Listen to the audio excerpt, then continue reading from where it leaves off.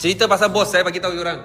Saya bagi tahu you orang. Sekarang cuti sudah mau raya kan? Saya sudah tahu you orang punya bos sudah mau cakap apa. Confirm punya. Bos nak bagi tahu you orang, semua sampai raya, masa raya dia orang bagi tahu. Okay, company ini tahun tak ada untung.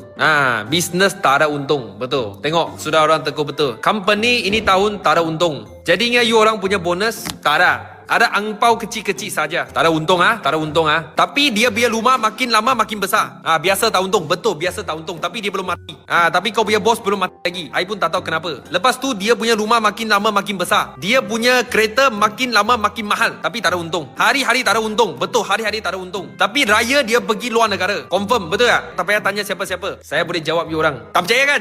You orang tengok. Lagi 1 bulan saja. Kalau you orang punya bos adalah Cina, confirm company dia tak ada untung. Guarantee tak ada untung lah. Cibai tak ada untung meh. Tak ada satu bos Cina punya company ada untung meh lah. Lepas tu dia akan bagi tahu you, bukan you. Dia bagi tahu you orang satu tim. Tolong rajin sikit. Nanti tahun depan saya bagi double. Confirm tahun depan dia pun tak ada untung lagi meh lah cibai.